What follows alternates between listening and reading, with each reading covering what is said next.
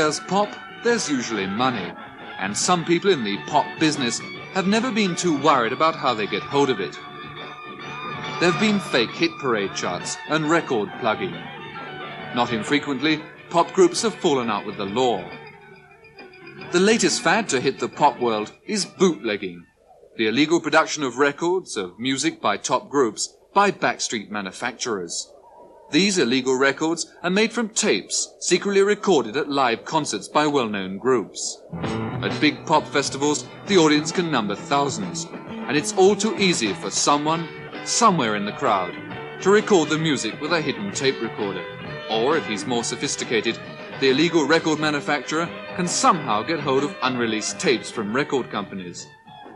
Either way, records are being produced and sold without the artist knowing, or getting paid. Bootleg albums like these cost about £3 each. A few weeks ago, they were being sold under the counter like dirty books. Today, they're now being sold openly. I spent a day visiting record shops in the West End. In Carnaby Market, Beak Street, the record counter blares out bootleg music throughout the day. Progressive discs of Marlborough Court claim to undercut their rivals with cheaper bootleg records. The Carnaby Record Centre of Newborough Street even include a bootleg top 10 in their window.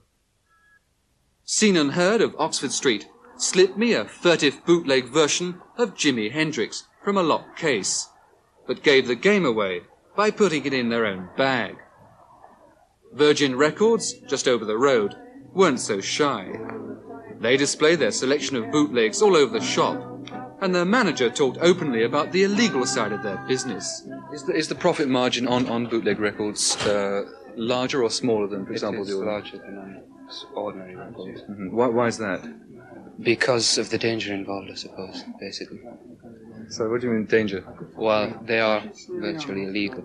How do you buy them?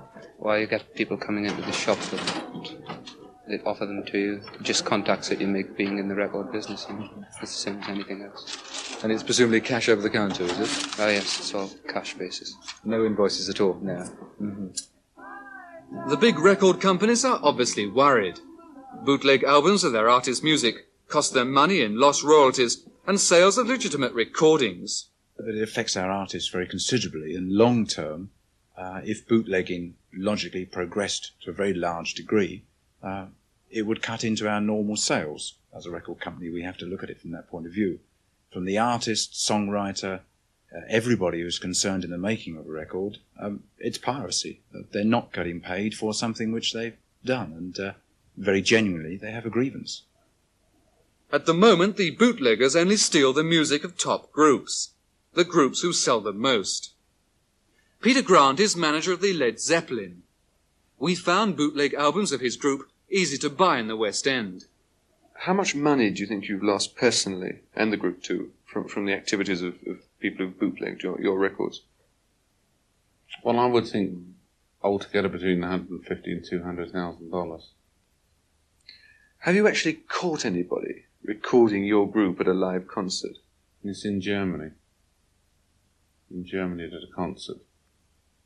And I think it was Munich. And they were recording it there. And it wasn't very good sort of attempt. The sort of microphones on broomsticks stuck up in the air, you know, that could be seen from the stage, and they were confiscated their equipment. And I think the police arrested them. So these bootleggers are using very crude equipment, in fact. Well, here, but not in America. In America, the Blueberry Hill album, the double Led Zeppelin album that was recorded in Los Angeles in the Forum, that was recorded by radio transmitters, you know, that pick up the signal as the concert's going on in the hall, and that transmits outside to a mobile recording truck with a very, very good equipment in.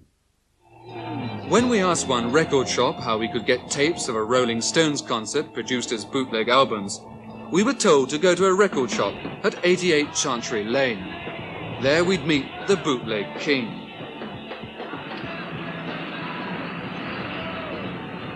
Later we met Geoffrey Collins, a short, energetic 30-year-old who spent half his life in the record business. But it's only in the last few months that he's hit the jackpot by selling bootlegs alongside his legitimate records. Here in King Street, Hammersmith, he's just opened his 7th record shop. Behind it, he's now building a cash and carry warehouse, a mail order centre and a recording studio. Bootleg records are sold by many people. Some are manufactured in England, but most of them are manufactured abroad, shipped over to England and sold by different people. Do you manufacture records as well? No, we act solely as distributor or distributors to other retail outlets, and we sell them in our retail shops. I mean, just how do you distribute bootleg records? Because after all, it is illegal. Not illegal in a criminal sense, although occasionally we find that we are infringing upon copyrights. What does Led Zeppelin manager Peter Grant do when he finds bootleg recordings of his group? Well, I personally go and confiscate the records. And how do you do that? Just walk in and take them. You mean they just hand them over the counter to you, just like that? Well, they don't hand them over the counter exactly, but you can take them. Do some of the groups employ heavies to... Well, they're not going to get anybody heavier than me, are they? The Led Zeppelin manager, I don't have to mention his name. Peter Grant. Correct. He came to... Big man. He came to see me, and he, rather indignant that I shouldn't sell any Led Zeppelin bootlegs. I think at the time there was one bootleg in particular of Led Zeppelin which wasn't very good at all, and he was rather upset that this was on the market. But so what did he do? he just warned me not to handle Led Zeppelin bootlegs, which I haven't bothered to do so. The Pink Floyd manager, I knew him from days when I was in the agency business, and I called him and asked him if he thought the group would mind if a bootleg record was on the market, as I'd been offered some. He was quite thrilled at the idea that Pink Floyd had a bootleg record on the market, and said that if there was any complaints, he'd let me know. And I haven't heard from him since. Well, I can't remember talking to this skeezer at all. No, it's not true at all. Obviously, I wouldn't be happy about a bootleg album coming out, at least by anybody. And if the guy comes on to me, I'll either attempt to tape his conversation, or I'll certainly find out more about him, get his name and address anyway. If you've got it, I'd be very happy to take it off you. We played a snatch of their bootleg album called Pinky. It was the first time they'd heard it.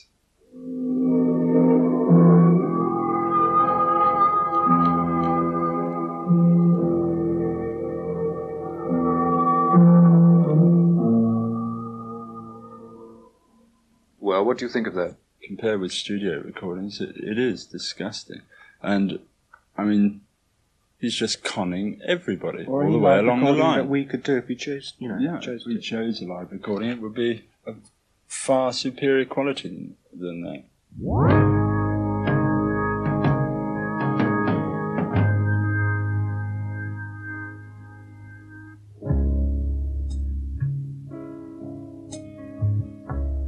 Their reactions weren't perhaps so surprising.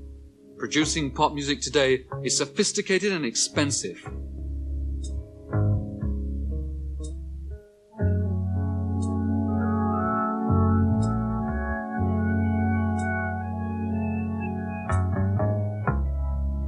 The Pink Floyd's new album is costing more than £15,000 to produce. The stereo and balance had to be exactly right for the demanding tastes of their audiences. Bootlegs can not only damage their bank accounts, they can also affect a group's musical reputation. If bootleggers are to survive and prosper, they know they must improve the quality of their records. The most sophisticated kind of bootlegging is when the bootlegger gets hold of the original master tapes, like these master tapes here at the EMI studios in London. One way or another, he's got to steal it.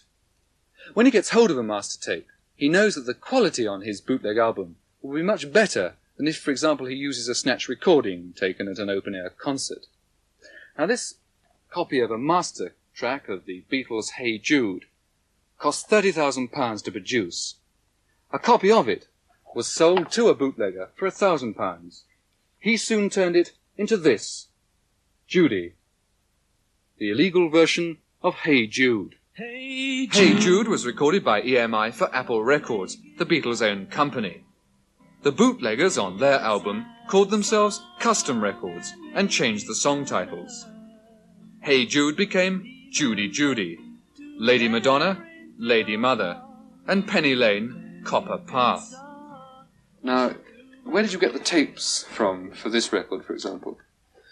As I say, I don't possess the tapes. The tapes were sent or bought in America. But you did tell me earlier, in fact, that you got them from Apple illegally and then manufactured the record, put it on the market. No, the tapes originally came from Apple, from the Apple recording studios, and they've been compiled together. So, in fact, they've been stolen? They've been borrowed. We did manufacture the covers, actually, because these records came from America unsleeved, and we manufactured a number of covers so that we could sell these records on the open market. But not everybody in the pop business is worried about bootlegging. Mrs. Yoko Ono Lennon, for instance. It's very nice to see that people are stimulated enough to sort of bootleg it, I suppose. But you don't mind that you're losing money yourself and your husband here too? I'm sure we're losing money in all sorts of ways, you know. What does your husband think about bootlegging? Well, he prefers to be in a bag today, you know, for some reason or other. What do you think he thinks about bootlegging? Power to the people. The only weapon the record companies have is the law. 4,000 bootleg records from this factory were handed over to be destroyed after Britain's first bootleg court case. In return, charges against this firm were dropped. The molds handed over to the record company's lawyers. The two men connected with the bootlegging were fined. One was Geoffrey Collins, fined £10 for 5 records he'd sold, plus £180 costs. Bootlegging is a criminal offence, and Collins was wrong when he told me that it wasn't. But the penalties are so low at present that bootleggers, who are often making enormous profits, are hardly likely to stop. They can be fined only £2 for every record they sell, and only up to a maximum of £50. Until the law is tightened, illegal recordings are bound to go on.